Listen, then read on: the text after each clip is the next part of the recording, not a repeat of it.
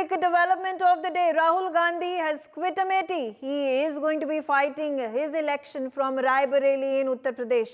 Now he's filed his nomination and the days of suspense are now over.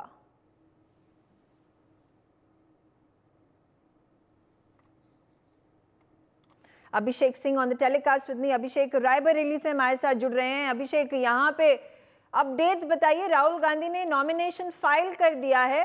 क्या आपको opportunity मिली उनसे बात करने की? बिल्कुल, हम बहुत पास थे राहुल गांधी के.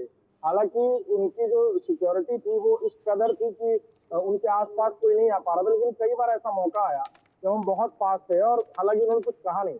लेकिन आपको बता दें कि राहुल गांधी गुरु जी के इस मकान पर पहुंचे थे जिसे कांग्रेस का सेंट्रल ऑफिस भी कहा जाता है इंदिरा गांधी जी के जमाने से, और वो वहां अंदर नहीं जा पाए समय की कमी की वजह से, और सीधे अपना नॉमिनेशन फाइल करने पहुंचे. नॉमिनेशन फाइल करने के बाद वो वापस यहाँ आए और फिर उस पूजा में जो परंपरागत तौर पर कहा जाए तो तब से हो रही है. जब इंदिरा गांधी ने चुनाव लड़ा था तब से यहाँ पर गुरु जी मानती थी, वो अपना गुरु मानती थी.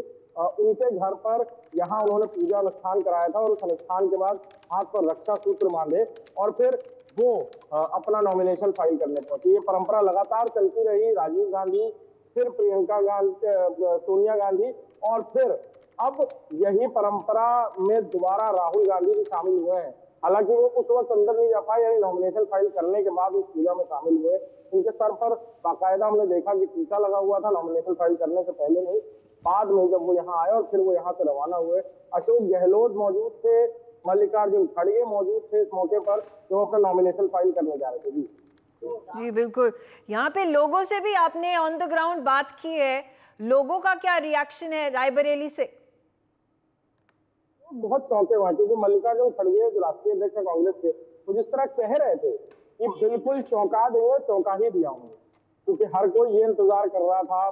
तमाम मीडिया के लोग भी अमेठी में डेरा डाले थे, हम रायबरेली में मौजूद थे. ये उम्मीद की जा रही थी कि दोनों भाई बहन हो सकता है चुनाव लड़े, यही चौंकाने वाली बात है. लेकिन के शर्मा को अमेठी से उतारकर राहुल गांधी को रायबरेली भेजकर उन्होंने बिल्कुल चौंकाया है कि प्रियंका गांधी अपना राजनीतिक खाता नहीं खोल रही है, यानी फिलहाल वो राजनीति के रसातल में नहीं उतर रहे हैं.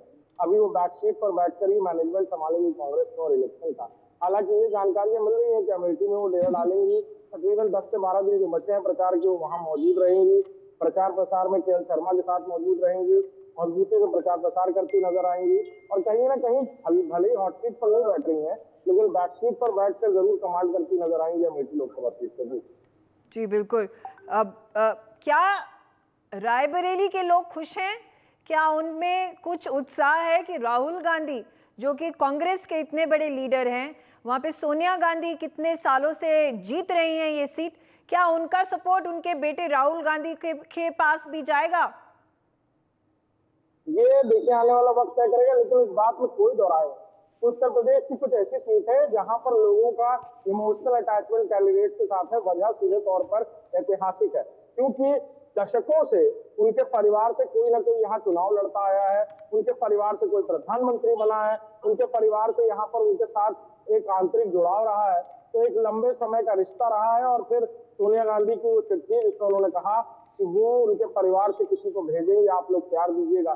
लोग भावुक भी हैं बड़े पैमाने पर. लेकिन हाँ, बिल्कुल सीधे तौर पर कहा जाए तो चुनाव में कांटे की टक्कर देने के लिए सभी राजनीतिक दल अपनी अपनी तरफ से कोशिश कर रहे हैं.